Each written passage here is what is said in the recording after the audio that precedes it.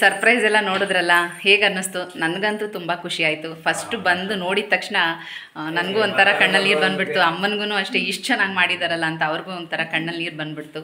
ತುಂಬಾ ಖುಷಿ ಆಯಿತು. ಮಕ್ಕಳೆಲ್ಲ ಸೇರಿ ಈ ಥರ ಒಂದು ಸರ್ಪ್ರೈಸ್ ಕೊಟ್ಟೋದು ತುಂಬಾ ಖುಷಿ ಅನಿಸುತ್ತೆ.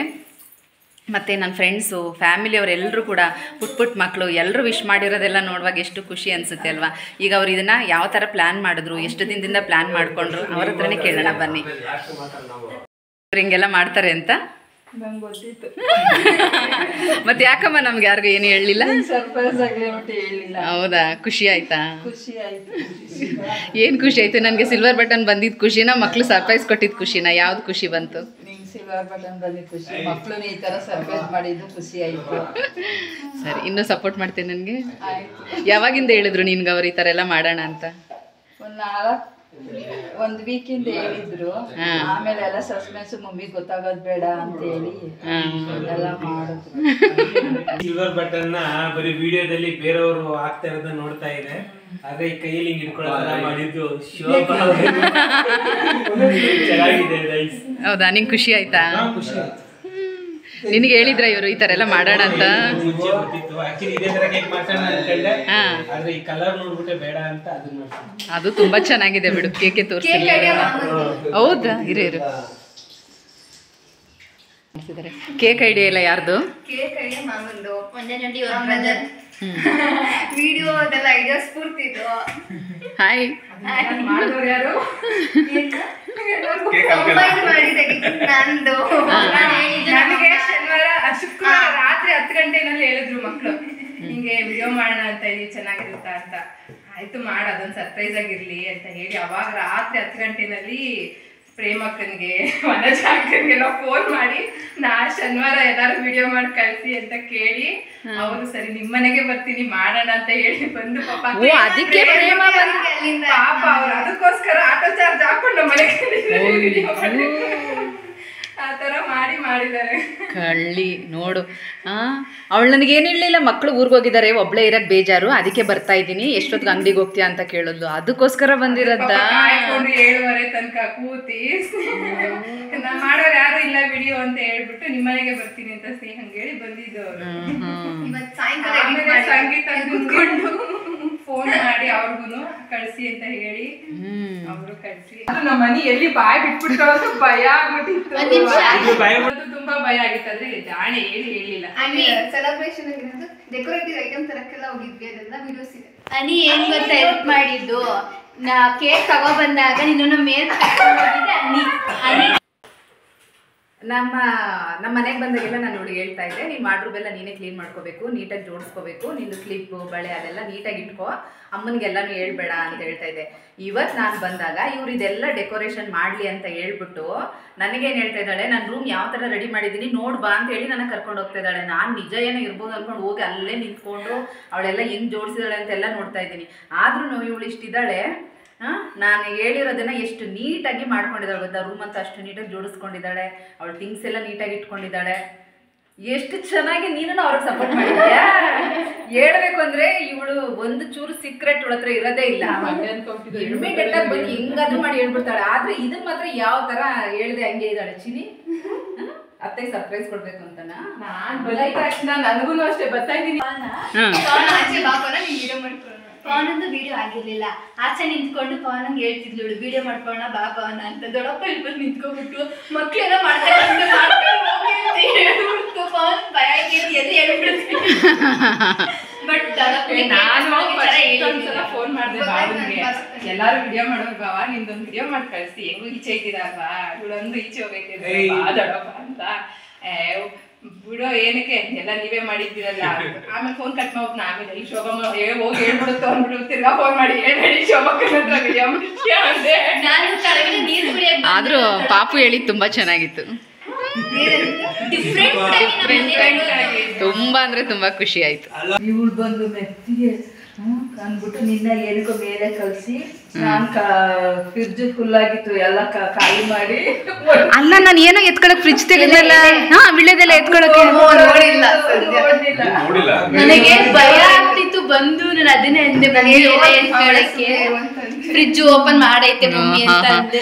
ಆದ್ರೂ ಎಷ್ಟೆಲ್ಲ ಸೀಕ್ರೆಟ್ ಬ್ಯಾಗ್ನು ಮುಚ್ಚಿ ಅದು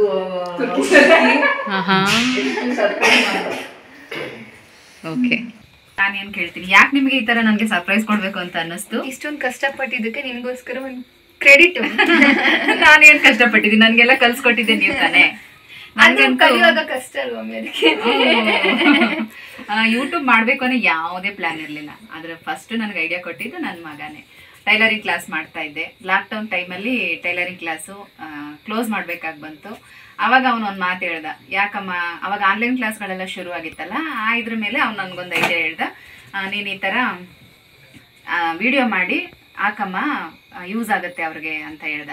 ನಾನು ನಿಜವಾಗ್ಲೂ ಅದೆಲ್ಲ ಏನಂತ ಗೊತ್ತಿರಲಿಲ್ಲ. ಯೂಟ್ಯೂಬಲ್ಲಿ ಏನಾದರೂ ಸರ್ಚ್ ಮಾಡಬೇಕು ಅಂದ್ರೂ ಕೂಡ ನನಗೆ ಗೊತ್ತಿರಲಿಲ್ಲ. ನನ್ನ ಮಗನ್ನೇ ಕೇಳಿ ನಾನು ನೋಡ್ತಾ ಇದ್ದಿದ್ದು.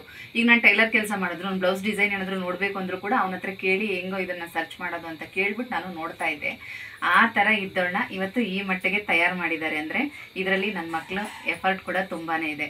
ಇವ್ನು ನನ್ನ ಮಗ ಪವನ್ ಅಂತ, ಅವನು ಕಂಪ್ಯೂಟರ್ ಸೈನ್ಸ್ ಮುಗಿಸಿದ್ದಾನೆ. ಈಗ ಒಳ್ಳೆ ಕಂಪ್ನಿಲಿ ಜಾಬ್ ಮಾಡ್ತಾ ಇದ್ದಾನೆ, ಸಾಫ್ಟ್ವೇರ್ ಇಂಜಿನಿಯರ್. ಇವಳು ಮಗಳು, ನನ್ನ ಮಗಳು ಅಂದರೆ ಇವರಿಬ್ರು ನನ್ನ ತಂಗಿ ಮಕ್ಕಳು, ನನ್ನ ಮಕ್ಕಳೇನೆ. ಸ್ನೇಹ, ಇವಳು ಕೂಡ ಅಪ್ಕಮಿಂಗ್ ಇಂಜಿನಿಯರ್ ಅಂತಲೇ ಹೇಳ್ಬೋದು. ಫೈನಲ್ ಇಯರ್ BE ಮಾಡ್ತಾ ಇದ್ದಾಳೆ. ಸ್ಫೂರ್ತಿ ಇಲ್ಲ, ನನ್ನ ಚಿಕ್ಕ ಮಗಳು ಸ್ಫೂರ್ತಿ. ಇವಳು CA ಜೊತೆಗೆ ಡಿಗ್ರಿನೂ ಕೂಡ ಮಾಡ್ಕೋತಾ ಇದ್ದಾಳೆ. ಎರಡೂ ಜೊತೆಗೆ ಮಾಡ್ತಾ ಇದ್ದಾಳೆ. ಮಕ್ಕಳು ಕೂಡ ಅಷ್ಟೇ, ತುಂಬಾನೇ ಹಾರ್ಡ್ ವರ್ಕ್ ಮಾಡ್ತಾರೆ. ಅದ್ರ ಜೊತೆಗೆ ನನಗೂ ಇಷ್ಟೆಲ್ಲ ಹೆಲ್ಪ್ ಮಾಡ್ತಾರೆ, ಏನಾದ್ರೂ ಗೊತ್ತಿಲ್ಲ ಅಂದ್ರೂ ಕೂಡ. ಮತ್ತೆ ನನ್ನ ತಮ್ಮನ ಮುದ್ದು ಮಗಳು ನನ್ನ ಅನ್ಸಿಕಾ. ಎಷ್ಟೋ ಜನ ಇವಳನ್ನ ನನ್ನ ವಿಡಿಯೋದಲ್ಲಿ ನೋಡಿರ್ತೀರಾ, ಆದ್ರೆ ತುಂಬಾ ಜನ ಇವಳನ್ನ ನನ್ನ ಮಗಳು ಅಂತಾನೆ ಅನ್ಕೊಂಡಿದ್ರಿ. ಆಮೇಲೆ ನಾನು ಹೇಳ್ತಾ ಇದ್ದಿದ್ದು ನನ್ನ ತಮ್ಮನ ಮಗಳು ಅಂತ. ಅವಳಿಗೂ ಕೂಡ ಗೊತ್ತು, ಅವಳು ತುಂಬಾ ಖುಷಿ ಪಟ್ಟಿದ್ದಾಳೆ. ಇವಳು ಬರ್ತ್ಡೇ ವಿಡಿಯೋಸ್ ಎಲ್ಲ ನೀವು ನೋಡಿದ್ದೀರಾ. ಇವಳ ತರ ಮಗಳು ನಮಗೂ ಬೇಕಿತ್ತು ಅಂತ ಎಷ್ಟೋ ಜನ, ಹೆಣ್ಮಗು ಅಂದ್ರೆ ತುಂಬಾ ಇಷ್ಟ, ಇವಳ ತರ ಮಗಳು ನಮಗೂ ಬೇಕು, ನಮ್ಗೆ ಆ ತರ ದೇವ್ರ ಹತ್ರ ಕೇಳ್ಕೊಳ್ಳಿ ಅಂತೆಲ್ಲ ನೀವು ನನ್ನ ಹಳೆ ವಿಡಿಯೋದಲ್ಲಿ ಕಮೆಂಟ್ಸ್ ಮಾಡಿದ್ದೀರಾ. ಇವತ್ತು ನನ್ನ ಅನ್ಸಿಕಾ ಕೂಡ ನಿಮ್ಮ ಮುಂದೆ ಇದ್ದಾಳೆ. ಮತ್ತೆ ಆಗ್ಲೇ ಪರಿಚಯ ಮಾಡಿಸಿದ್ದೀನಿ ನನ್ನ ತಂಗಿ. ಫ್ಯಾಮಿಲಿ ಸಪೋರ್ಟ್ ಮತ್ತೆ ಫ್ರೆಂಡ್ಸ್ ಸಪೋರ್ಟ್ ಆಗಿರಲಿ, ಮಕ್ಕಳು ಸಪೋರ್ಟ್ ಎಲ್ಲದಕ್ಕಿಂತ ಮುಖ್ಯ. ನಾವು ಮಕ್ಕಳಿಗೆ ಏನು ಮಾಡ್ತೀವಿ ಅನ್ನೋದು ಮುಖ್ಯ ಅಲ್ಲ, ಮಕ್ಕಳು ನಮಗೋಸ್ಕರ ಏನು ಮಾಡ್ತಾರೆ ಅನ್ನೋದು ತುಂಬಾ ಮುಖ್ಯ ಆಗುತ್ತೆ. ಎಲ್ಲ ಮಕ್ಕಳು ಅಷ್ಟೇ. ಅಂದರೆ ಕೆಲವು ಮಕ್ಕಳು ಇರ್ಬೋದು, ನಾನು ಕೂಡ ನೋಡಿದ್ದೀನಿ, ಏನಾದರೂ ಕೇಳಿದಾಗ ನಿನಗೇನಕ್ಕೆ ಇದೆಲ್ಲ ಹಾಗೆ ಹೇಗೆ ಅಂತ ಹೇಳ್ಬಿಡ್ತಾರೆ. ಆದರೆ ನನ್ನ ಮಕ್ಕಳು ಯಾವತ್ತೂ ಕೂಡ ಆ ಥರ ಅಂದಿಲ್ಲ. ನೀನು ಇದನ್ನು ಮಾಡು, ಅದನ್ನು ಮಾಡು, ನೀನು ಚೆನ್ನಾಗಿ ಮಾಡ್ತೀಯ ಮಾಡಮ್ಮ ಅಂತ ಎಷ್ಟೋ ಸಲ ಅವರೇ ನನಗೆ ಸಪೋರ್ಟ್ ಮಾಡಿದ್ದಾರೆ. ನಾನು ಇದು ಯಾಕೋ ನನಗೆ ಇಷ್ಟ ಆಗಲ್ಲ ಬಿಟ್ಬಿಡ್ತೀನಿ ಅಂದಾಗೆಲ್ಲ ಇಲ್ಲ ಮಾಡಮ್ಮ ಆಗುತ್ತೆ ಅಂತ ಸಪೋರ್ಟ್ ಮಾಡಿದ್ದಾರೆ. ತುಂಬ ಖುಷಿಯಾಗುತ್ತೆ. ಸ್ಟಾರ್ಟಿಂಗಲ್ಲಿ ಅವ್ರಿಗೂ ಕೂಡ ಕಾಲೇಜ್ ಏನು ಇರಲಿಲ್ಲ, ಮನೇಲಿ ಇರ್ತಾಯಿದ್ರು. ಲಾಕ್ಡೌನ್ ಟೈಮಲ್ಲಿ ವಿಡಿಯೋ ಮಾಡಿ ಕೊಟ್ಬಿಟ್ರೆ ಅವರೇ ಎಡಿಟ್ ಮಾಡಿ ಅಪ್ಲೋಡ್ ಮಾಡೋರು. ನನಗೆ ಅದು ಗೊತ್ತಾಗ್ತಾ ಇರಲಿಲ್ಲ. ಮೊದಲು ನನ್ನ ಮಗ ಮಾಡಿಕೊಡೋನು, ಆಮೇಲೆ ಅವನಿಗೆ ಕಾಲೇಜೆಲ್ಲ ಸ್ಟಾರ್ಟ್ ಆಯಿತು. ಅದಾದಮೇಲೆ ನಮ್ಮ ಸ್ನೇಹ ಮಾಡಿಕೊಡ್ತಾ ಇದ್ಲು ಅದನ್ನೆಲ್ಲ. ಮತ್ತು ಅವಳು ಸ್ವಲ್ಪ ಬ್ಯುಸಿ ಆದಮೇಲೆ ಸ್ಫೂರ್ತಿ ಹೆಲ್ಪ್ ಮಾಡೋಕ್ಕೆ ಶುರು ಮಾಡಿದ್ಲು. ಆಮೇಲೆ ಅವ್ರಗಳಿಗೂ ಕೂಡ ಬ್ಯುಸಿ ಆಗ್ತಾಯಿದ್ರು, ಕಾಲೇಜೆಲ್ಲ ಇತ್ತು. ಆಮೇಲೆ ನನಗೆ ಹೇಳ್ಕೊಟ್ರು ಯಾವ ಥರ ಎಡಿಟ್ ಮಾಡಬೇಕು, ಯಾವ ಥರ ವಾಯ್ಸ್ ಓವರ್ ಕೊಡಬೇಕು, ತಮ್ನೇಲ್ ಹೇಗೆ ಮಾಡಬೇಕು, ಅದಕ್ಕೆ ಯಾವ ಥರ ಟೈಪ್ ಮಾಡಿ ಅದು ಕಲರಿಂಗ್ ಹೇಗೆ ಮಾಡಬೇಕು. ನಿಜ ಹೇಳ್ತೀನಿ, ಈ ಥರ ಪಿನ್ ಟು ಪಿನ್ ನಾವು ಹೆಂಗೆ ಈ ಥರ ಚಿಕ್ಕ ಮಕ್ಕಳಿಗೆ ಕಲಿಸ್ತೀವೋ ಆ ಥರ ನನಗೆ ಕಲಿಸ್ಕೊಟ್ಟಿದ್ದಾರೆ. ಕೇಳಬೇಡಿ ನಿಮ್ಮ ಮಗ ಯಾಕೆ ಏನೂ ಮಾತಾಡಿಲ್ಲ ಹಾಗೆ ಅಂತ. ಮಾತಾಡೋದೇ ತುಂಬ ಕಡಿಮೆ.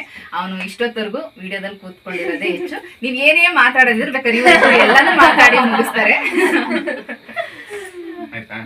ನನ್ನ ಪರಿಚಯ ಮಾಡಿಸ್ಬೇಕು. ನನ್ನ ತಮ್ಮ ಪ್ರತಿಯೊಂದರಲ್ಲೂ ಅಷ್ಟೇ, ಎಲ್ಲಾದರೂ ಹೊರಗಡೆ ಹೋದಾಗಲೂ ಅಷ್ಟೇ ನಾನು ವಿಡಿಯೋ ಮಾಡ್ಕೊಡೋದು. ಅವನೇ ಹೊರಗಡೆ ಹೋದ್ರೂ ವಿಡಿಯೋ ಮಾಡ್ಕೊಂಡು ತಂದ್ಕೊಡ್ತಾನೆ ನನಗೆ, ತಗೋ ಇದ್ರ ಬಗ್ಗೆ ಹೇಳಿ, ಇವತ್ತು ಇದ್ರ ಬಗ್ಗೆ ವಿಡಿಯೋ ಮಾಡು ಅಂತ. ಸ್ಟಾರ್ಟಿಂಗಿಂದನೂ ಅಷ್ಟೇ, ಒಂದೇ ಸಲಗೆ ಈ ಲೆವೆಲ್ಗೆ ಯಾರು ಬರೋದಕ್ಕೆ ಸಾಧ್ಯ ಇಲ್ಲ. ಒಂದೊಂದೇ ಮೆಟ್ಲು ಹತ್ಕೊಂಡು ಬರಬೇಕು. ಆ ಸಮಯದಲ್ಲಿ ಯಾರೆಲ್ಲ ಸಪೋರ್ಟ್ ಮಾಡಿರ್ತಾರೆ ನೋಡಿ, ಅವ್ರನ್ನ ನಾವು ಯಾವತ್ತೂ ಮರಿಬಾರ್ದು, ನೆನೆಸ್ಕೊಳ್ತಾ ಇರಬೇಕು. ಇವತ್ತು ಇಷ್ಟು ಜನಕ್ಕೆ ರೀಚ್ ಆಗಿದ್ದೀನಿ ಅಂದರೆ ಅದರಲ್ಲಿ ಎಲ್ಲರದ್ದು ಒಂದು ಪಾಲು ಇದ್ದೇ ಇರುತ್ತೆ. ಅದೇ ಥರನೇ ಅಷ್ಟೇ ಇವನು ಕೂಡ ಅಷ್ಟೇ, ಯಾವ್ದಾದ್ರು ದೇವಸ್ಥಾನಕ್ಕೆ ಹೋದ್ರೂ ಕೂಡ ಅಷ್ಟೇ, ಇದ್ರ ಬಗ್ಗೆ ಹೇಳು ನೀನು ಅಂತ ಹೇಳಿ ನನಗೆ ವಿಡಿಯೋ ಮಾಡ್ಕೊಂಬಂದು ಕೊಡ್ತಾ ಇದ್ದ.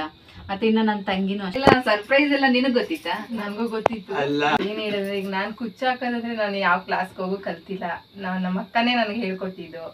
ಕ್ರೋಶಾ ಡಿಸೈನು ಅಷ್ಟೇನೆ, ಬೇರೆಯವರೆಲ್ಲ ಅಷ್ಟು ಕೊಟ್ಟು ಕಲಿತೆ, ಇಷ್ಟು ಕೊಟ್ಟು ಕಲಿತೆ ಅಂತ ಹೇಳ್ತಾರೆ.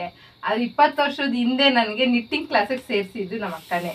ಅದೊಂದು ಕಲ್ತಿದ್ರಿಂದ ನನಗೆ ಈಗ ಅದು ಕ್ರೋಶಾ ಡಿಸೈನ್ ನಾನೇ ಯೂಟ್ಯೂಬಲ್ಲಿ ನೋಡಿಕೊಂಡು ಕಲ್ತಿದ್ದೀನಿ. ಅದು ಯಾವುದಾದ್ರೆ ಅವಾಗ ನಾ ಕಲ್ತಿಲ್ಲ ಅಂದಿದ್ರೆ ಈಗ ನಾನು ಕ್ರೋಶಾ ಡಿಸೈನ್ ಹಾಕಕ್ಕೆ ಆಗ್ತಾನೂ ಇರಲಿಲ್ಲ, ಅದೆಲ್ಲ ಕಲ್ತ್ಕೊಳಕ್ ಆಯ್ತಲ್ಲ, ಅದೆಲ್ಲ ಕಲಿಬೇಕು ಅಂದ್ರೆ ನಮ್ಮ ಅಕ್ಕನೇ ನನಗೆ ಇನ್ಸ್ಪಿರೇಷನ್ ಅಷ್ಟೇನೆ. ಮಾಡು ನೀನ್ ಕಲಿ ಅಂತ ಕುಚ್ಚಾಕೋದು ಅಷ್ಟೇನೆ, ಬೈದು ಕಲ್ಸಿದ್ಲು. ಅದ್ ಕಲ್ತಿರೋದ್ರಿಂದ ಇವಾಗ ನಾನು ಅದ್ರಲ್ಲಿ ಎಷ್ಟೋ ಸಂಪಾದನೆ ಮಾಡ್ತಾ ಇದ್ದೀನಿ.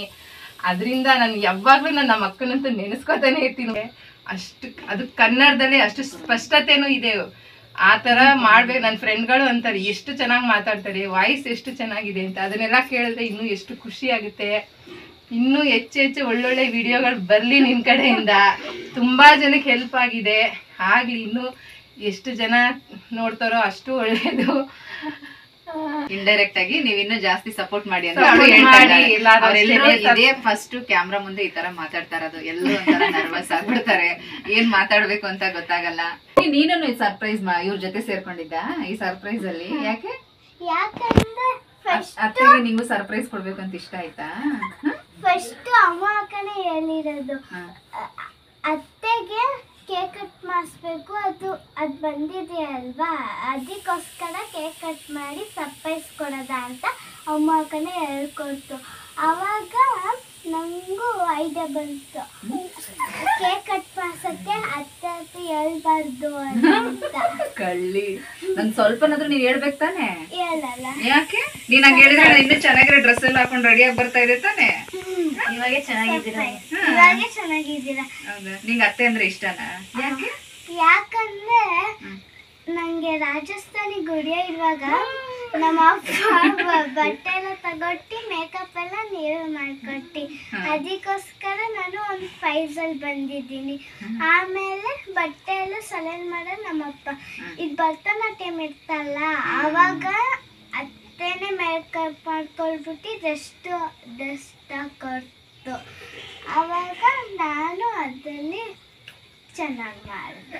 ಅದಕ್ಕೆ ನಿಂಗೆ ಅತ್ತೆ ಅಂದ್ರೆ ಇಷ್ಟನಾ? ನಾವು ಮೇಕಪ್ ಮಾಡ್ಕೊಡ್ತೀವಿ ಅಂತ ನಿಂಗೆ ಇಷ್ಟನಾ? ಇವಳಿಗೆ ಫ್ಯಾನ್ಸಿ ಡ್ರೆಸ್ ಕಾಂಪಿಟೇಷನ್ ಇತ್ತು, ರಾಜಸ್ಥಾನಿ ಗುಡಿಯೋದು. ಅಂದ್ರೆ ಒಂದ್ ಪ್ಲಾನ್ ಮಾಡ್ಕೋತಾ ಇದ್ವಿ, ಸ್ವಲ್ಪ ಬೇರೆಯವ್ರಿಗಿಂತ ಡಿಫ್ರೆಂಟ್ ಆಗಿ ಹಾಕಿಸ್ಬೇಕು, ಏನಾದ್ರೂ ಮಾಡ್ಬೇಕು ಅಂತ. ಅವಾಗ ರಾಜಸ್ಥಾನಿ ಗುಡಿಯೋದು ಡ್ರೆಸ್ ಹಾಕ್ಸಿದ್ವಿ. ಇವಳಿಗೆ ಪ್ರೈಸ್ ಬಂದಿತ್ತು. First prize second prize? First prize ಬಂದಿತ್ತು. ಮತ್ತೆ ಅದೇ ಡ್ರೆಸ್ ಅಲ್ಲಿ ಅಪ್ಪು ಡ್ಯಾನ್ಸ್ಗೆ ಡ್ಯಾನ್ಸ್ ಆಡಿ ಸೆಕೆಂಡ್ ಪ್ರೈಸ್. ಅಂದ್ರೆ ಅವಳು ಅಲ್ಲೇ ಸ್ಪಾಟ್ ಅಲ್ಲೇ ಹೆಸರು ಕೊಟ್ಟು, ಒಂದು ಚೂರು ಪ್ರಾಕ್ಟೀಸು ಇಲ್ಲ, ಏನು ಇಲ್ಲ. ಮನೇಲಿ ಸ್ವಲ್ಪ ಅವಳು ಟಿವಿಲಿ ಎಲ್ಲ ನೋಡ್ಕೊಂಡು ಡ್ಯಾನ್ಸ್ ಮಾಡೋಳು ಅಷ್ಟೇ. ಸಾಂಗ್ ಏನಾದ್ರು ಬಂದ್ರೆ ಸುಮ್ನೆ ಹಾಗೆ ಡ್ಯಾನ್ಸ್ ಮಾಡೋಳು ಅಷ್ಟೇ. ಅಲ್ಲಿ ಅವ್ರು ಕೇಳಿದ ತಕ್ಷಣ ಹಾಗೆ ಇಮಿಡಿಯೇಟ್ ಆಗಿ ಹೆಸರು ಕೊಟ್ಟು ಡ್ಯಾನ್ಸ್ ಮಾಡಿ, ಆ ಡ್ರೆಸ್ ಅಲ್ಲೇನೆ, ರಾಜಸ್ಥಾನಿ ಗುಡಿಯ ಡ್ರೆಸ್ ಅಲ್ಲೇನೆ ಡ್ಯಾನ್ಸ್ ಮಾಡಿ ಅದರಲ್ಲಿ ಸೆಕೆಂಡ್ ಪ್ರೈಸ್ ತಗೊಂಡಿದ್ದಾಳೆ. ಎರಡರಲ್ಲೂ ಕೂಡ ಫಸ್ಟ್ ಸೆಕೆಂಡ್ ಅವಳಿಗೆ ಪ್ರೈಸ್ ಬಂದಿತ್ತು. ತುಂಬಾನೇ ಟ್ಯಾಲೆಂಟ್ ಇದ್ದಾಳೆ. ಇವಾಗ ನೋಡಿ, ಇವಳು ಕೂಡ ಮಾತಾಡೋದಕ್ಕೆ ಒಂಥರ ನರ್ವಸ್ ಆಗ್ಬಿಡ್ಲು, ಆದ್ರೆ ಇವಳು ನೀಟಾಗಿ ಸ್ಪಷ್ಟವಾಗಿ ಮಾತಾಡ್ತಾಳೆ, ಅಷ್ಟು ಕಾನ್ಫಿಡೆನ್ಸ್ ಅವಳಿಗೆ. ನಿನಗೆ ಯಾಕೆ ಸರ್ಪ್ರೈಸ್ ಕೊಡ್ಬೇಕು ಅಂತ ಅನ್ನಿಸ್ತು? ಯಾಕೆ ಅಂದ್ರೆ ದೊಡ್ಡಮ್ಮ ಅಂದ್ರೆ ಲೈಕ್ ಅವ್ರು ತುಂಬಾ ಬೆಸ್ಟ್ ಫ್ರೆಂಡ್ ಆಗಿ, ಏನಾದ್ರೆ ಸ್ವಲ್ಪ ಲೈಕ್ ಬೆಸ್ಟ್ ಫ್ರೆಂಡ್ಸ್ ಯಾರ ಮನೇಲಿ ಒಬ್ರಾದ್ರೂ ಹಂಗಿರ್ಬೇಕು ಅಂತ ಹೇಳ್ತಾರೆ. ಸೊ ಇವರು ಲೈಕ್ ಈ ವಿಷಯ, ಕಾಲೇಜ್ ವಿಷಯ ಆಗ್ಲಿ ಏನ್ ವಿಷಯ ಆಗ್ಲಿ ಎಲ್ಲಾನು ಶೇರ್ ಮಾಡ್ಕೊಬಹುದು ಈಸಿಯಾಗಿ. ಅಂದ್ರೆ ಅದು ಶೋಭಾಮಿ ಹತ್ರನೇ, ಯಾಕಂದ್ರೆ ಅಷ್ಟು ಕಂಫರ್ಟ್ ಝೋನ್ ಕೊಟ್ಟಿದ್ದಾರೆ. ಲೈಕ್ ನಮ್ಗಂತಲ್ಲ, ನಾನು ನನ್ನ ತಂಗಿ ಆಗಿಲ್ಲ, ನಮ್ಮ ಅಣ್ಣ ಆಗಿರ್ಬೋದು, ಎಲ್ರು ಸ್ವಲ್ಪ ಫ್ರೆಂಡ್ಲಿ ಆಗಿ. ಈಗ ಎಷ್ಟೊಂದ್ ಜನ ಮನೆ ನೋಡಿರ್ತಾರೆ, ಒಂದೊಂದು ವಿಷಯ ಮಾತಾಡಕ್ ಎದುರ್ಕೊಂತೀವಿ, ಇಲ್ಲ ಹಿಂಜರಿತೀವಿ. ಬಟ್ ಇಲ್ಲ, ಹಂಗೆ ಏನು ಇರಲ್ಲ, ಆರಾಮಾಗಿ ಮಾತಾಡ್ಬೋದು, ಆರಾಮಾಗಿ ರಿಗಿಸ್ಕೊಂಡಿರ್ಬೋದು. ನಾವ್ ಎಷ್ಟೇ ರೆಕ್ಸಿದ್ರು ತಮಾಷೆಗೆ ತಗೊಂತಾರೆ. ಆಮೇಲೆ ಅಷ್ಟೇ ಕಷ್ಟಪಟ್ಕೊಂಡು ಅಂಗಡಿ ಮಾಡ್ಕೊಂಡು, ವಿಡಿಯೋಸ್ ಮಾಡ್ಕೊಂಡು, ಪಾರ್ಲರ್ ಹಂಗ್ ಮಾಡ್ತಿರ್ತಾರೆ, ಮನೆ ಕೆಲಸ ಮಾಡ್ಕೊಂಡು, ಒಂದೊಂದ್ಸಲ ನನಗೆ ಶಾಕ್ ಆಗುತ್ತೆ, ಇಷ್ಟೊಂದು ಎನರ್ಜಿ ನಮಗೂ ಇರಲ್ಲ ಅಂತ ಅನ್ಸುತ್ತೆ. ಸೊ ಅಷ್ಟು ಎನರ್ಜಿಯಿಂದ ಕೆಲಸ ಮಾಡ್ತಾರೆ. ಅದಕ್ಕೆ ಒಂದು ಸ್ವಲ್ಪ ಲೈಕ್ ಏನೇ ಬಂದ್ರು ನಮಗೆಲ್ಲ ಟ್ರೀಟ್ ಕೊಡೋ ಸೇಮ್ ನಿನಗೆ ನೀನೇನು ಮಾಡ್ಕೊಳ್ಳಲ್ಲ, ಅದಕ್ಕೆ ನಿಮ್ಗೋಸ್ಕರ ನಾವ್ ಮಾಡಿದ್ವಿ. ಜಾಸ್ತಿ ಈ ಫೀಲ್ಡಲ್ಲಿ ಅದಿರ್ಲೇಬೇಕು. ಸೊ ಅದೆಲ್ಲ ನಿಮ್ಗಿದೆ. ಒಬ್ಬೊಬ್ರು ಮಾತನ್ನು ಕೇಳುವಾಗ ತುಂಬಾನೇ ಖುಷಿ ಅನ್ಸುತ್ತೆ. ಖುಷಿಯಿಂದ ಈ ವಿಡಿಯೋನ ಶೇರ್ ಮಾಡಿದ್ದೀನಿ ಅಷ್ಟೇನೆ. ನಿಮ್ಮ ಅಭಿಪ್ರಾಯನ ಕಮೆಂಟ್ಸಲ್ಲಿ ತಿಳಿಸಿ. ಮತ್ತೆ ಸಿಗ್ತೀನಿ, ಹೋಗ್ಬರ್ಲಾ?